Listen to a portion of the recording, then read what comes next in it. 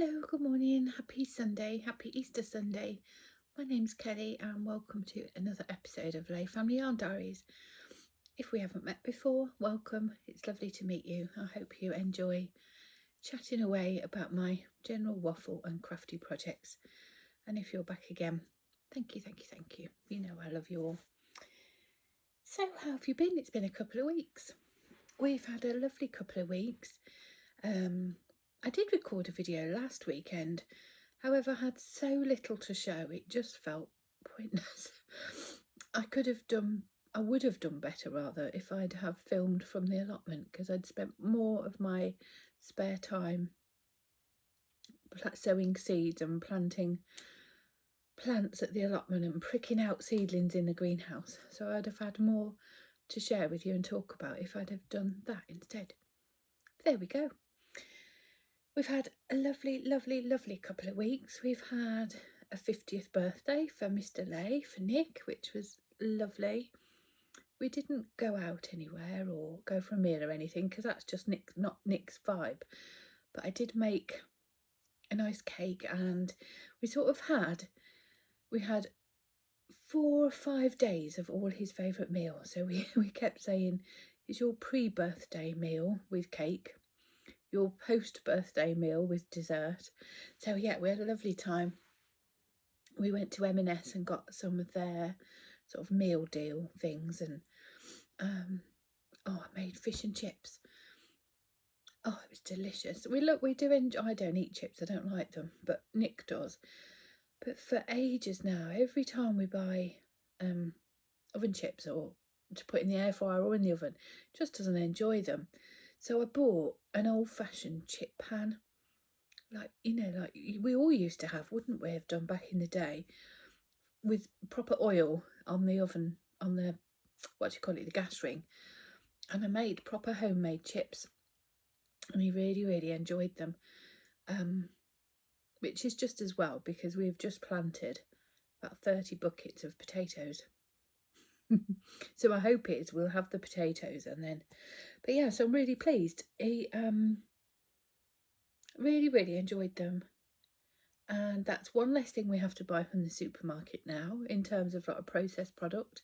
It's one less single-use plastic bag that's going in the bin, which is brilliant. I just peel a potato, chuck it in the fryer. We've all been, like, over the years, haven't we? We've all been sort of conditioned to think deep frying is really bad for you, and obviously it is really bad for you. I'm not suggesting that, but I saved the oil from the chip pan, and honestly, it didn't use barely any. So yeah, I'm comfortable to make Nick proper chips once a week. So that was good. And then I battered fish as well. Excuse me. I had some cod loin which I battered and fried that as well. Oh, and that was delicious. Really, really good. It was lovely, and a fraction of the price of buying sort of decent fish from the supermarket. So that was nice. So we had lots of yummy meals and treats, and a roulade, raspberry and white chocolate roulade, which is one of Nick's favourites. That was delicious. I've made a list. I've got notes, which I never do I? But this menopausal brain of mine can't remember shiza, let alone what I did 10 days ago. So we've got a list. Oh, my allotment, that's bringing me just as much joy as it ever does. Although I am sick of the rain, I'm not going to lie. I love winter, absolutely love winter. And my very favourite time of winter is those bitingly cold days with blue sky, as cold as you like, when just your nose and your cheeks are on show, but they're red and cold, and going for a lovely walk. But we just don't really get those kind of days anymore, do we, here? Well, here in the UK at least. We just get rain, rain, rain, rain, rain, rain. And I don't mind a bit of rain, but frankly I want to get my garden done, so the rain needs to go away. We did have a beautiful day yesterday, but we were working all day, which is typical, and it started out beautiful today, but it's gone cloudy now. Anyway, I'm British, so and make no apologies talking about the weather. It's what we do. We thrive on it, absolutely thrive on it. I don't think you can claim to be British if you don't talk about the weather. What else have we... Oh, I've got to give a massive, massive, massive, massive thank you to you, to each and every one of you. Lovely, lovely people. I monetised this YouTube account about a year ago, maybe. Yeah, about a year ago. And I try to remember to click the button that doesn't allow adverts to come on midway through the video, because I really dislike that. I think you're chatting away with your friends, you're in the middle of a conversation, then an advert pops up, and I find that really infuriating. And sometimes when you're watching them, an advert will pop up in the middle of a video 3 minutes into the video, which again I find really frustrating. So where I can, I try to remember to click the button in editing that stops mid-roll advertising, but I do put the adverts at the beginning of the video. So it was about a year ago, and last week or 2 weeks ago I withdrew the money that had accumulated in my AdSense account, and I bought strawberries. Well, not strawberries, I bought strawberry plants. Oh, I heard somebody the other day, a little kid called them straw babies, which I just thought was adorable. It was an American channel, and yeah, the little girl, she's only about 3, and she calls them straw babies and blue babies. How cute. And I do now. Blue babies. Anyway, I bought all my strawberry plants with my advert money. So thank you. Thank you, thank you, thank you. You're very kind.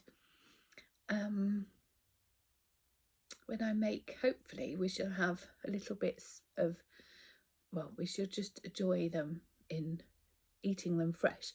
But if there are any spare, I shall make some jam. And if I do, I'll film it and show you. So thank you.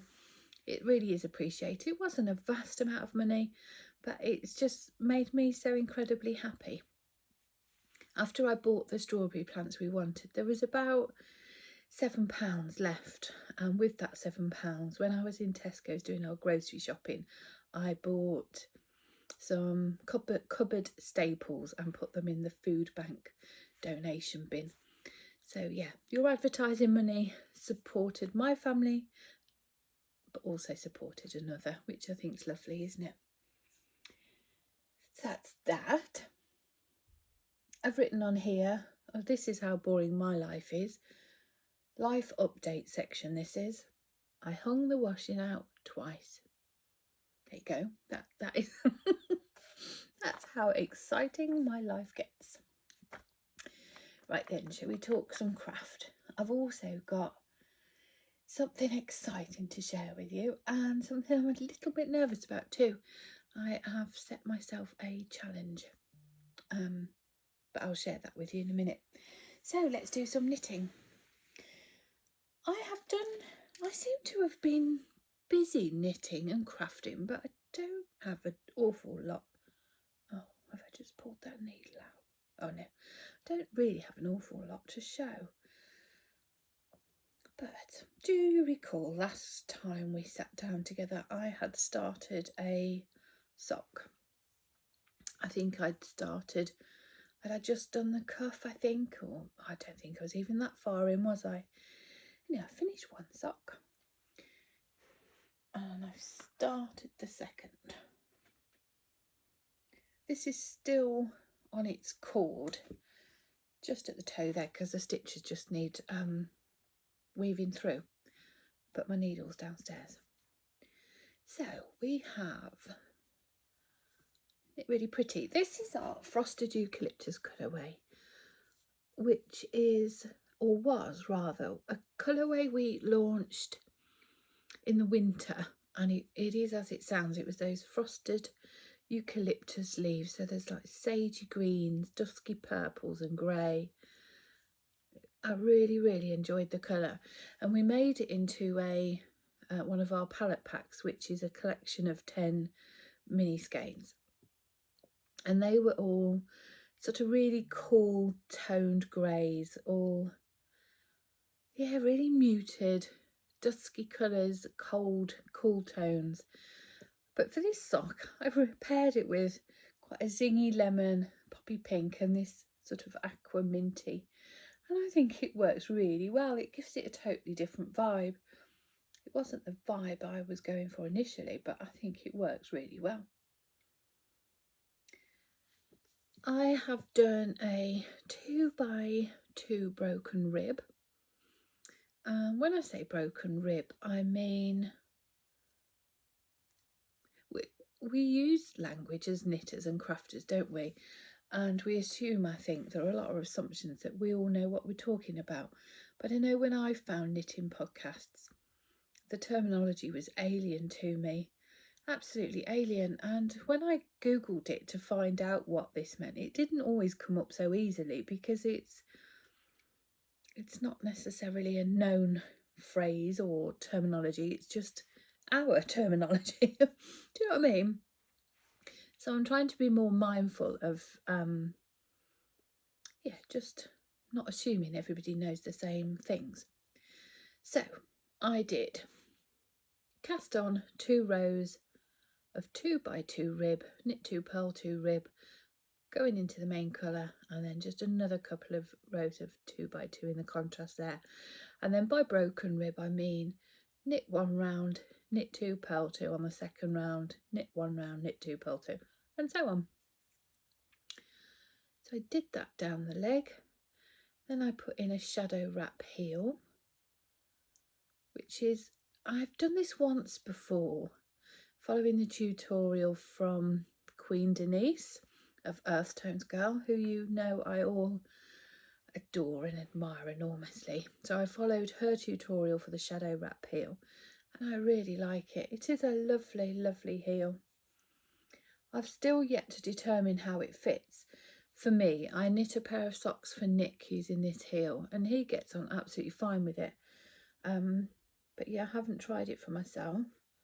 I just wanted to do a little something a bit different. Oh gosh, Queen Denise, when I was watching that video, I love that woman. She's just wonderful. I know I always blow smoke up her bum, but she deserves it. She's flipping wonderful. And the words of wisdom from Queen Denise this week are, it's not difficult, it's just new, and new takes time. Oh, she's just genius. And it's so true, isn't it? After last time's video, I had a few messages from people saying how they loved the colour work that I was showing, and they wish they could do colour work. How they really enjoyed this, and they wish they could do the same, and that if they were good enough, they would, all those sorts of negative things that we tell ourselves. And it's absolutely, what Denise said is absolutely true. It is not difficult. Knitting socks are not difficult. Doing colour work is not difficult. It might be a new technique to you, and therefore it takes a bit of time to feel comfortable, to master greater depth and breadth of knowledge, but it's absolutely not difficult. It's still knitting and purling, Oh, she is a clever bean, that Denise. I think I've got a bit of a fangirl, haven't I? And then I just carried down the foot, and I did the umbrella toe from Kay Jones, which I really, really enjoy. With this pair of socks, I knit them concurrently. You know I have a bit of an issue knitting on the second sock, and I blame Nick for that entirely. And the reason I blame Nick is because he'll come from the dye studio into the space that I tend to work in, and he'll show me new colours, or we'll talk about new colours, and then of course I want to knit with those. If you're new here and you don't know, my husband and I, Nick, run Layfamilyyarn, a hand-dyeing yarn company. So I'm surrounded constantly by colour and new colours and old colours that still spark joy, and I watch a lot of knitting podcasts during my work day. they're just easy, you know, they're just on in the background, it's easy. So I'm constantly sparked by inspiration and stimulated by other people's ideas and colours, and so it does make the urge to cast on all the things somewhat difficult. So I have done concurrently before, and it has traditionally worked really well for me. And the reason that this pair of socks aren't finished is because I had to put them down to start a test knit sock for somebody, so they've just took the priority.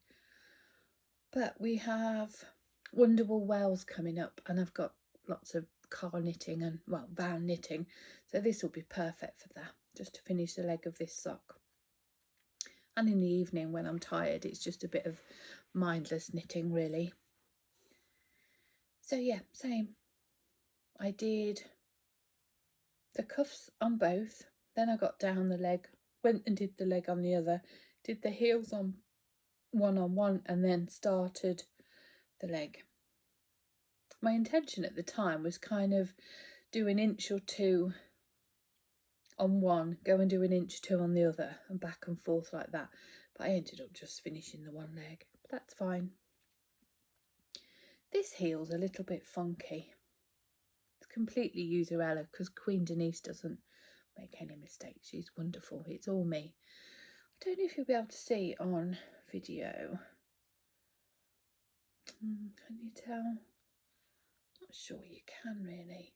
I mean, it's going to fit okay. I've no worries about that. It won't alter the fit, and I can manipulate it to look more aesthetically pleasing.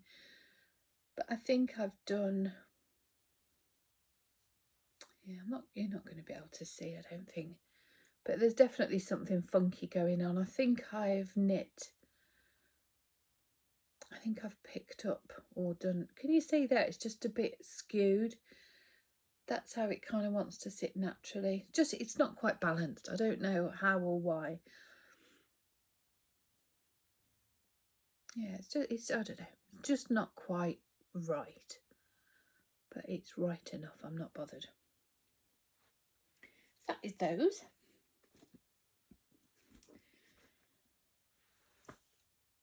I have another. Oh, hang on one second. I just need to find out a detail of something before I talk about this next thing, because it's important. Oh, blooming heck, I can't pause it because then I have to edit and it all becomes a faff. So bear with. Have a slurp of your tea while I go on to Ravelry a minute. I have cast on a pair of penny gloves by Petite Knit.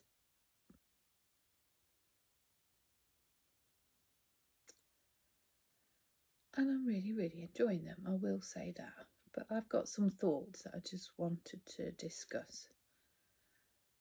Hang on a sec, sorry. I meant to find all this beforehand and write it in my book, and I forgot.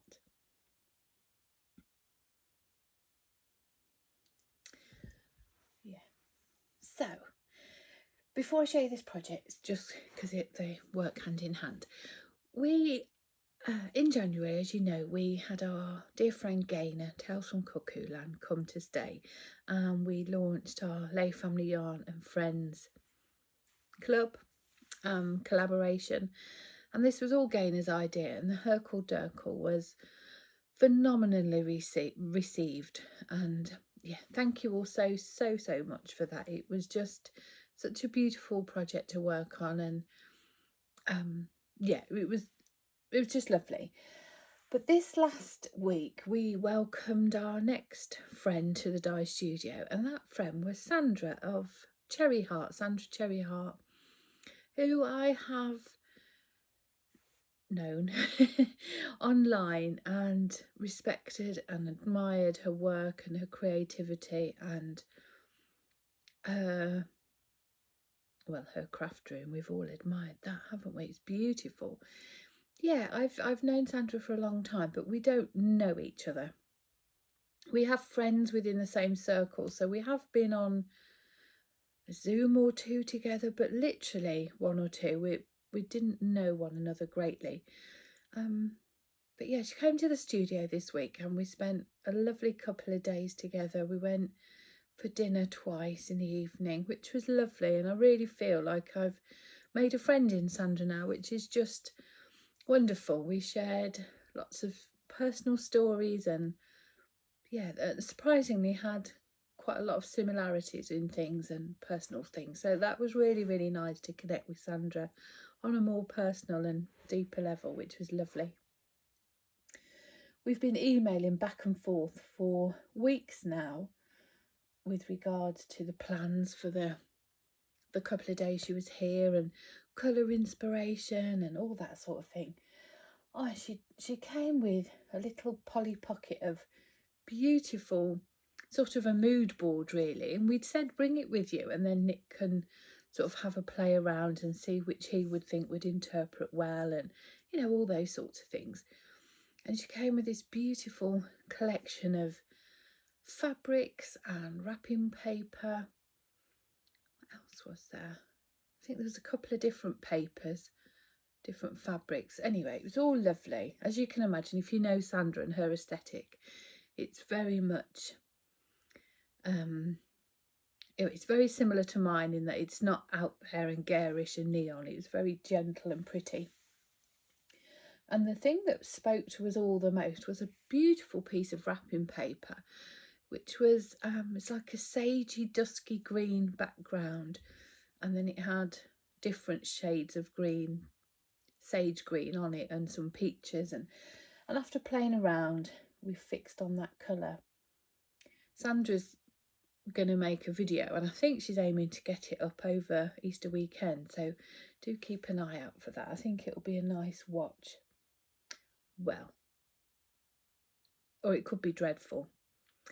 If it is dreadful, that's not a reflection of Sandra. If Sandra's in the video, I filmed it, which is why it could be dreadful, because I had no idea what I was doing with Sandra's wonderful camera, although I found the whole process very inspiring. Waffle, waffle. So Sandra came up with this colourway and we bounced around ideas of what to name it, and eventually all good meetings were composed over a pot of tea and a slice of cake, and we settled on the name Sunkissed Succulents, which I just think is beautiful. And the name does reflect the yarn. We have a lot of succulents in our garden and they are all these sort of gentle shades of green. I think there are 2 shades of green and there's a really pale silvery blue in there as well, with these gentle peach speckles. Isn't it lovely? So that is Sunkissed Succulents, and I've got a skein on fluff as well, and I'm holding the 2 together and making a pair of penny gloves, which I'll show you. I was drawn to this pattern particularly because I've told you before, I can often get paralysis by starting a new project because of the ribbing. So I was particularly drawn to this project because there is no rib. You literally cast on and get going, which suited me. And I knit this mitten in a day. And that wasn't a whole day of sitting knitting with absolute focus on my caffeine tablets for 10 hours, you know. This was just a normal day. Yeah, it's lovely. I have thoughts about this pattern, and yeah, this is absolutely just my opinion. It's not a reflection on the designer or the rights of the designer or anything else.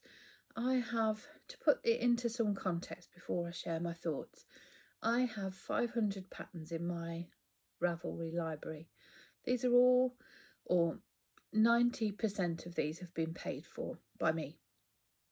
The other 10% are either a couple of free patterns or they're patterns that have been gifted to me by my friend Sharon, who sometimes treats me to a pattern, or they've been given to me because I've done a test knit for a designer. but for the most part they've been paid for. So I clearly have no issue, and I've probably knit about 5% of them. I have no issue in paying for a pattern at all. If I like a pattern, I never put it in my Ravelry queue. I just buy it, pop it in my library, and it's there as and when I want it. And that's what I did with this pattern, more than happily. Yeah, more than happily.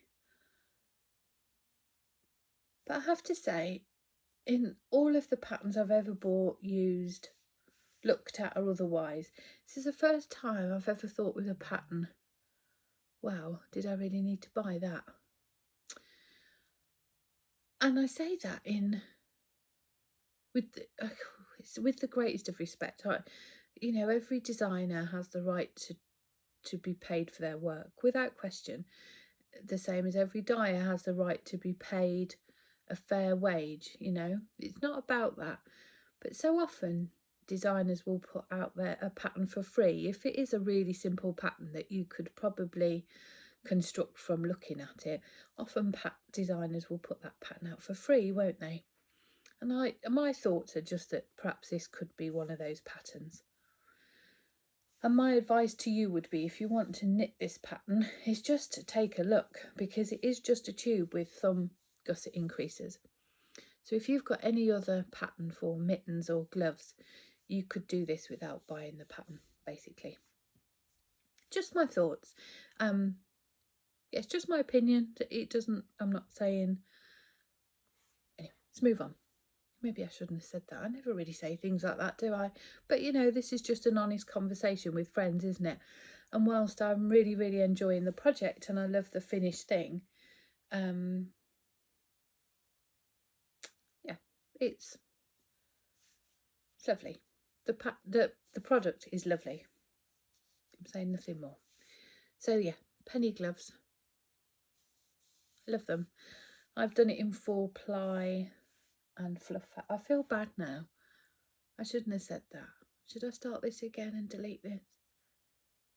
No, I'm not going to. I'm just going to own it. I've said it now, but I do feel a bit bad now. I wish I hadn't. Anyway, don't be cross with me. It was just a thought I had. I said it to a friend, which is why I'm saying it to you, because we are friends. My friend said, oh, I'm going to get that. I said, don't buy the pattern. Just have a look at it. Just think. It is a tube with a thumb gusset. Don't buy the pattern, just think. And that's why I say this to you. I'm not trying to be a cow. Oh, I feel bad now. Moving on. Penny gloves, lovely. Buy the pattern or don't, it's your choice. Sunkissed Succulents is now available on the website, and as before, Sandra has dyed the first batch, and then Nick and I will dye any subsequent pre-orders that come in. We are, oh, that's ever so toasty warm. You don't realise how warm these little mittens are until you take them off, do you? That's really, really toasty. I'm going to be knitting a few of these. I'm knitting a Herkle Durkle pair, and then I'm going to knit a couple more for Christmas gifts. And I would actually really, really recommend this as a style of mitt if for Christmas presents. They're so quick because you don't have that rib at the bottom. You just get on and knit, and the same at the top. There's no rib. You just get on, so it just whizzes off the needles. So if you do need a quick gift knit, they're perfect.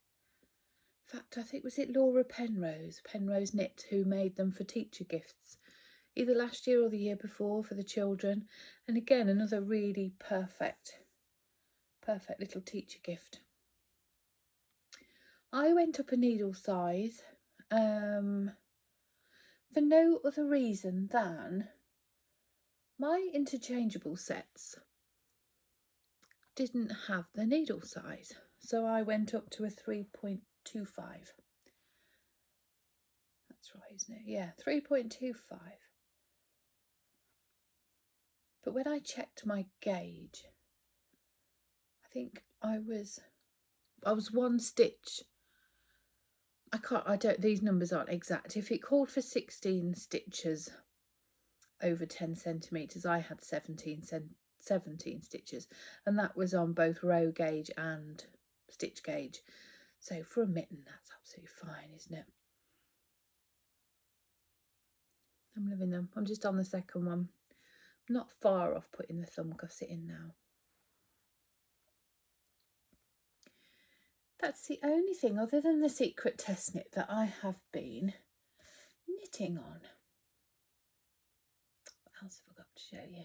I have been doing a little bit of stitching.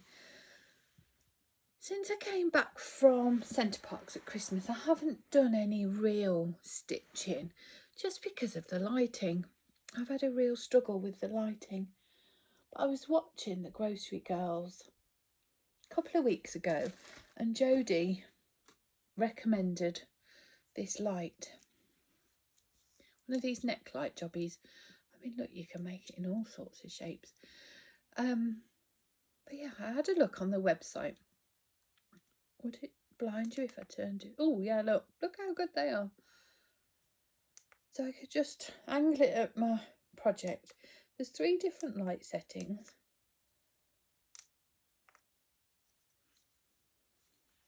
It's called Lumos. Lumos and Lumos. It did come from the US, but because it's not too expensive, there were no customs charges even to here in the UK. I don't know if many of you will know, but since we left Brexit, our customs threshold to the US increased.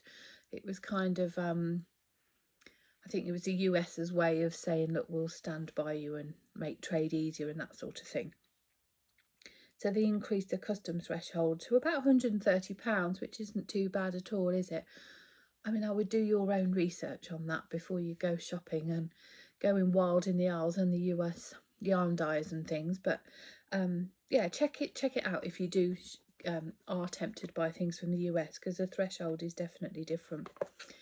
So I ordered myself one, but what they did was I left it in my shopping cart, got distracted, didn't click out immediately, and the following day they sent me an email with another $10 off, or was it $15 off?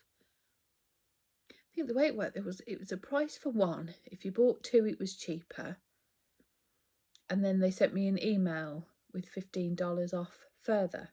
So I did indeed order the 2. I got one for me and one for Nick. He hasn't opened his yet, but they always come in handy, don't they? Or even as a gift for, you know, a knitty friend or something like that. They always come in handy, don't they? It's rechargeable. And yeah, I've used it a lot. I'm really, really pleased with it. Really pleased with it. I would recommend it. And it got me back doing a little bit of stitching. I was inspired by my dear friend Deb, who is Tink Hickman on Instagram. And for Valentine's Day, she made our little circle of friends, these beautiful, it's got lavender in the bottom there, lavender hearts, and she slow stitched them, added some Suffolk puff, and it's just beautiful, utterly beautiful. I was really, really inspired. I've also been inspired by Sherry Iris, who is a phenomenal stitcher and creator of beautiful things of all types, but yeah, I just wanted to have a go. But I wanted to make something with a purpose. Well, I didn't want to just do a decorative panel. My ultimate ambition would be to make a large piece of stitching, of slow stitching, and turn it into a pillowcase, a cushion cover, something like that. But I thought small, and let's start small. I am a creative person, and I am always creating, but I don't know that my brain is freelance creative. I have to follow a pattern or instruction, or I'm not one of those types that can just lay things down and say that will do, let's stitch it on. Or am I, you know, is it is it not difficult? It's just new. Maybe. So I thought I'd have a go anyway. So my thought was to make myself a little project bag. Now I guess typically, so I've got some calico fabric and I've made up a box bottom project bag, and then I will do the stitching on it and line it. I've folded over the top there because my plan is to line it with some beautiful Liberty fabric and have that showing all the way around. I don't intend to put a drawstring or anything through this. It's more to be like just a bowl.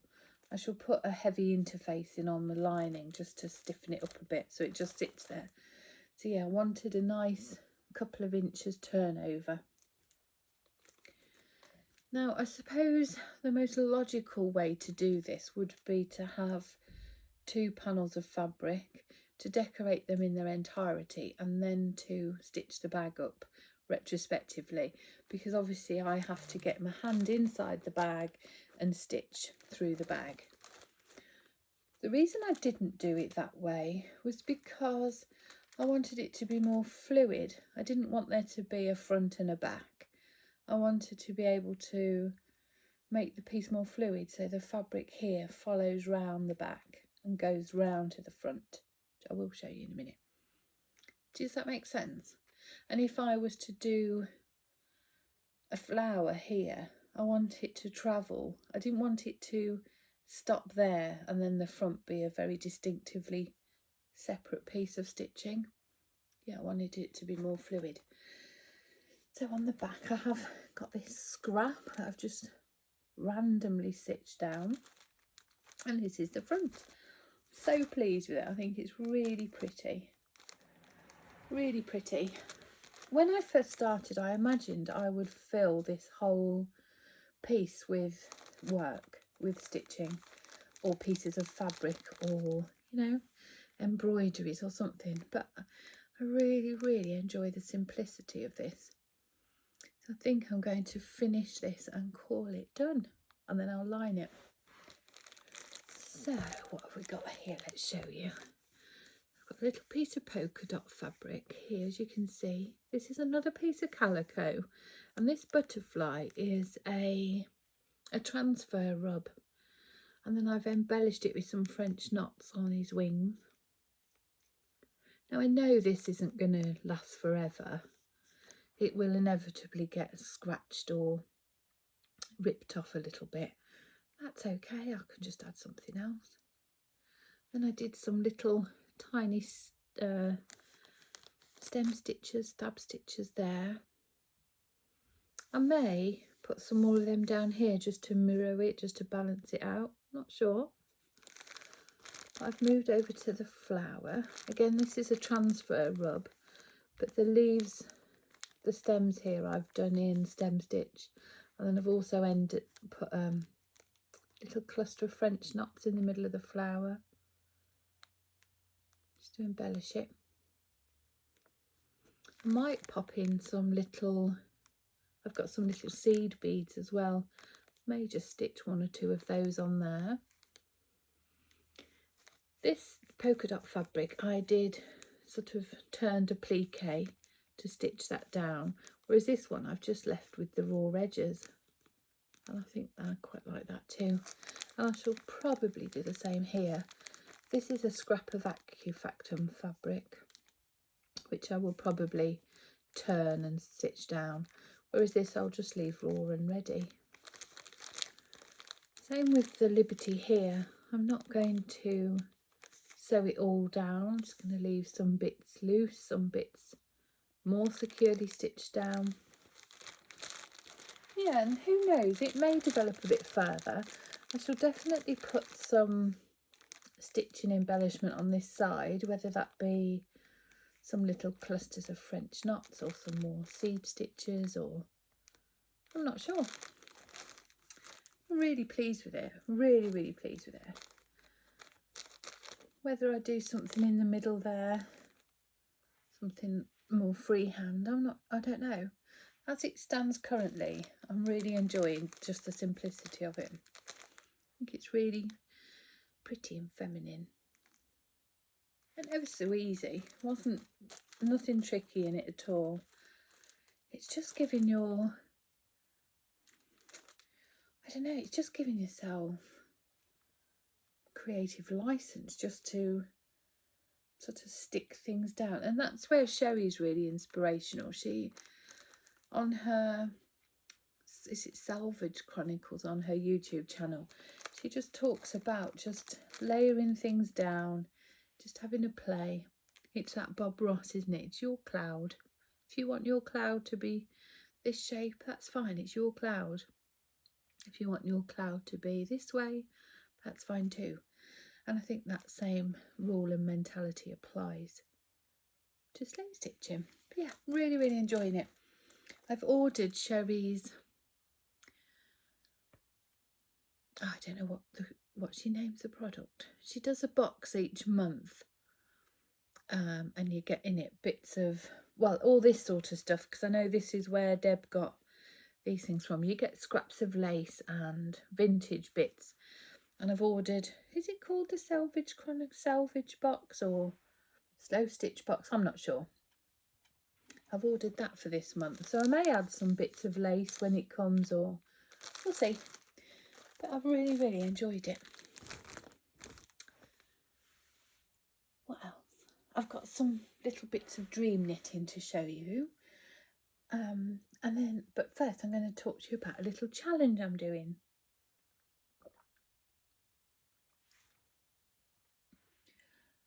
I'm a bit nervous about it, but equally I'm excited about it, which I guess is the right emotions to have if it's a challenge, because by the nature of it being a challenge, you're stepping out of your comfort zone, you are pushing yourself perhaps, and in turn that evokes anticipation, doesn't it, and a sense of nervousness, and yeah, I definitely have those emotions. Now, building this up to something, a lot of you will just, you know, think, oh, bless you, how silly. But for me, it is a challenge. I was inspired. We listened to Radio 1, BBC Radio 1, when we're at work, and for comic relief, one of the radio presenters, Molly King, did a cycle challenge. It was a huge challenge. She did 500 kilometres in 5 days, cycling from London to Hull. And I'm not doing that, by the way. No. And it was so, we listened to it avidly, and we followed the journey through the week and to its conclusion, and we laughed, we cried. Or I cried. I don't think Nick ever cried, but he did find it really emotional. And Molly was so honest about her struggles of how she felt she wasn't good enough, and this was the day that she was going to mess it all up and have to drop out and all these things. And it was so inspirational to see her overcome these challenges. And the challenge wasn't physical, it was all in her head. It was all that inner voice telling you, that anxiety, that inner fear. And it just inspired me enormously. And around the same time, well, it was the same time, that during that week I had a thing pop up on my Instagram that Cancer Research UK were doing a charity fundraise drive. And the challenge is to walk every day in April, walk your dog, and complete 60 miles in the month of April, which is like 2 miles a day. You don't have to do 2 miles a day. It's suggested, but if you do 4 one day, you could have a day off, you know, but 60 miles in the month. And I signed up, instantly signed up, and I thought, I'm going to do that. Now, the challenge for me isn't so much a physical challenge. I can walk 2 miles with Jeff, no trouble at all. The challenge for me, as we've spoke about over the past few weeks, is the challenge I've had because of other dogs, and my fear now of other dogs and how they interact with Jeff. And I've spoke about before that my joy of dog walking has gone. It really is a performative task that we do because Jeff needs it. It's not a joyful task anymore. And I really, really, really want to change that because I miss walking so much, so much. When we were at Centre Parks, there were barely any dogs there. So I was completely relaxed, fully at ease. And I walked for miles. I loved it. And since coming home, that anxiety, that fear has come back.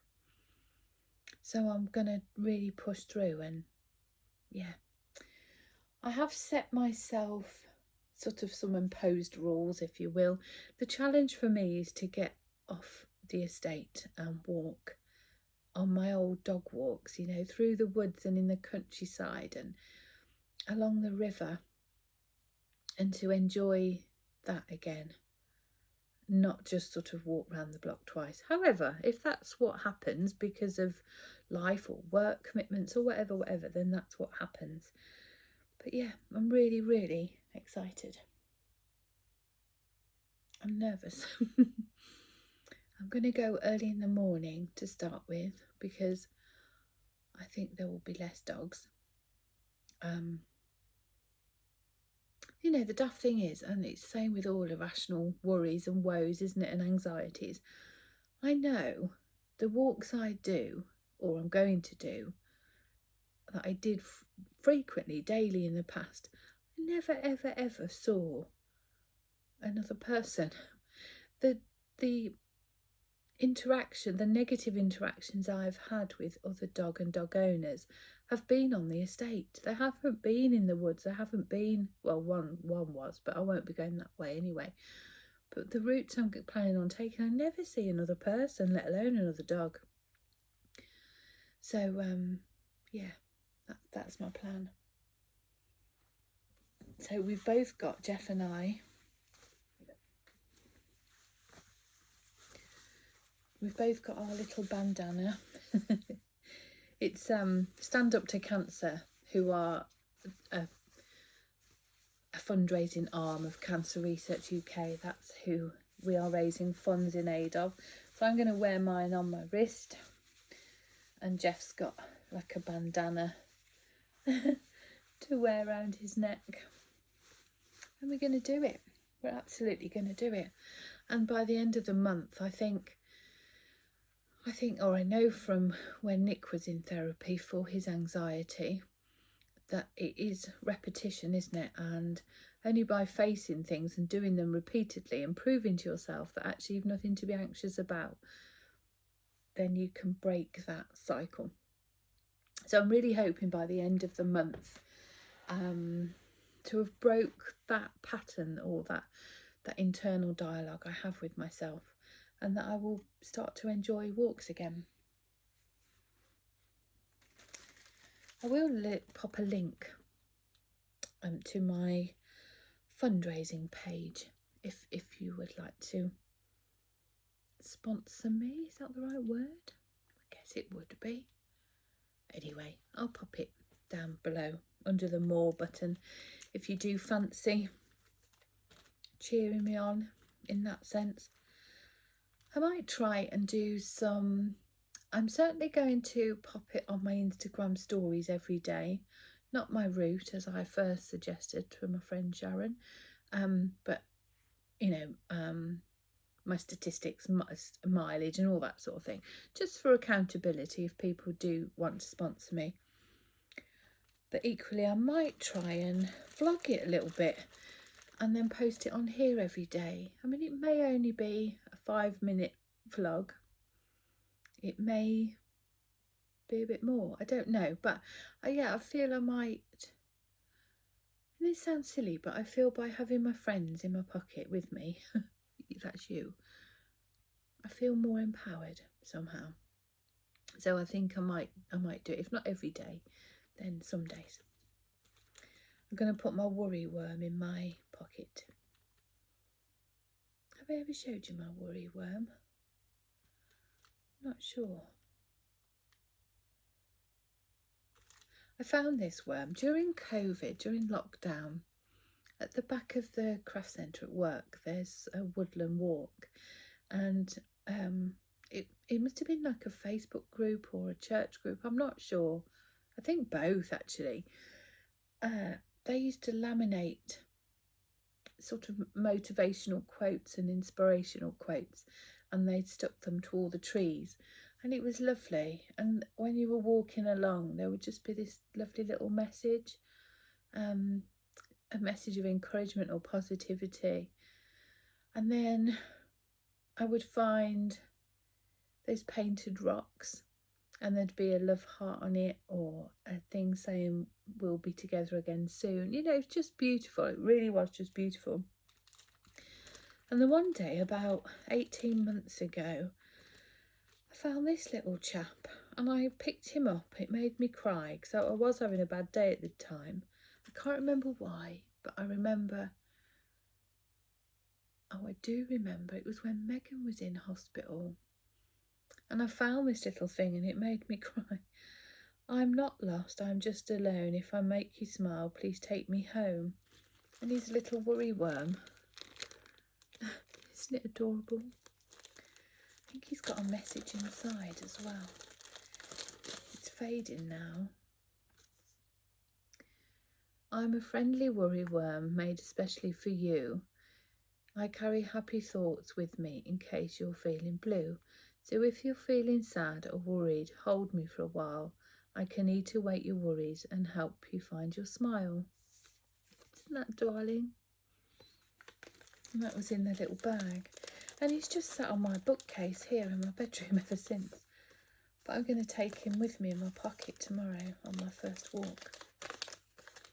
Isn't that just the loveliest little thing that somebody did? That was by the Facebook group Random Acts of Crochet Kindness. Isn't that lovely?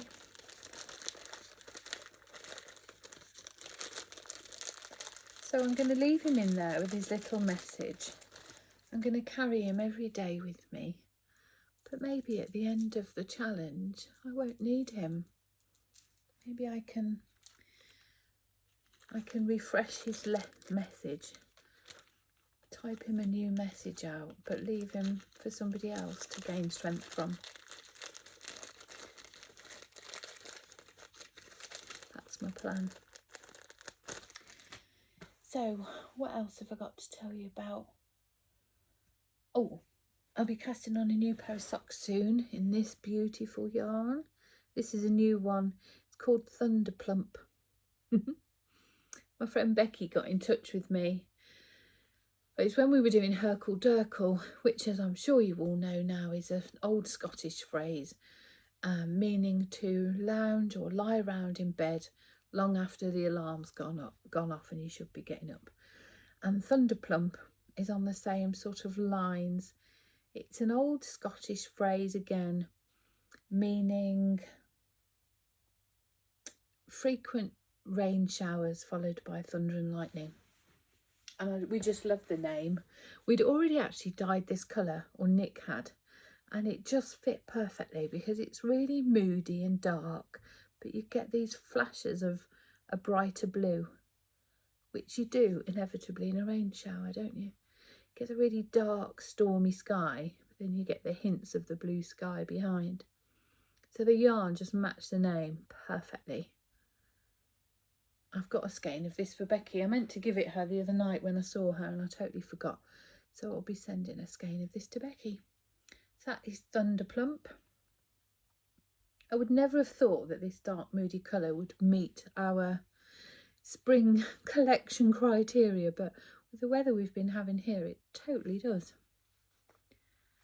So yeah, I've got some other things here to show you, but I think I'll save that for next time, because I've waffled on more than normal today. I'll just give you a quick flash of this. Megan made this, but I'm so proud of it and her. It's beautiful. This was a kit by Sarah and Penny of Pretty Fabrics and Trims. And Megan's done all the embroidery. She's such a gifted and talented embroiderer. I love it. She's just found her craft. So there, that's all ready for adorning the wall at Christmas. And she's currently working on the spring one, which is lovely too. It's really pretty. I'll show you that as she finishes it. I will save Nick's cowl to show you next time, because perhaps he can talk about that himself. So let's just check off the list. Challenge, walk, bag. Yeah, I think that's it. So my dear friends, I wish you a wonderful week. Enjoy the bank holiday in the UK, and I will catch up with you hopefully next weekend. Have a great week and we'll speak soon. Bye.